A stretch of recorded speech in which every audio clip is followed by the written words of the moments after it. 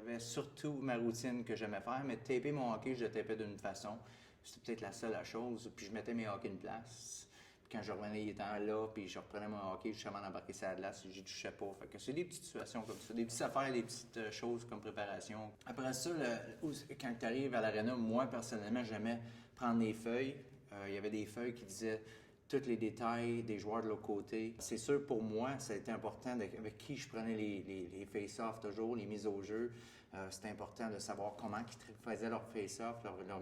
Ils prenaient dessus ça, lever le hockey, ils revenaient dessus avec le patin, ils revenaient dessus. Il y avait bien des petits détails que le monde ne pense pas, mais pour moi, c'était une préparation qui était importante. L'autre chose que je regardais, c'était qui les défenseurs de l'autre côté.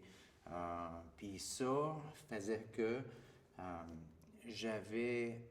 quand j'embarquais sur la glace, avant le face-off, j'étais toujours conscient de avec qui était en avant et qui était en arrière comme défenseur. Bon.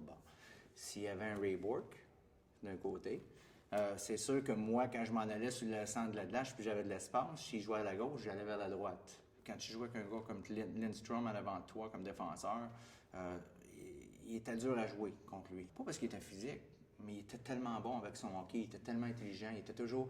Fait que au hockey, il était capable de enlever du temps pour toi, pour que tu fasses un jeu. Il avait toujours son hockey à bonne place. Tu essayais de faire une flip pass, l'autre bord, il pognait dans les airs. Pour lui, c'était normal. T'sais. Ma préparation était vraiment avant le match, de regarder c'est qui les adversaires, c'est qui les défenseurs qu'on jouait, c'est qui les joueurs de centre, vraiment que je jouais contre, puis comment que je faisais pour me préparer pour gagner les mises au jeu. Puis une fois que j'étais assis comme ça, je m'arrivais dans le locker room, puis je m'assisais, puis il y avait peut-être, je te dirais, 20 minutes avant on allait pour le warm-up, on revenait, puis juste avant d'aller le warm-up, t'imagines des situations dans ta tête pour se préparer pour être prête que quand la situation arrivait, d'être familier avec pour la situation, vraiment de réagir à la situation que j'avais en avant de moi.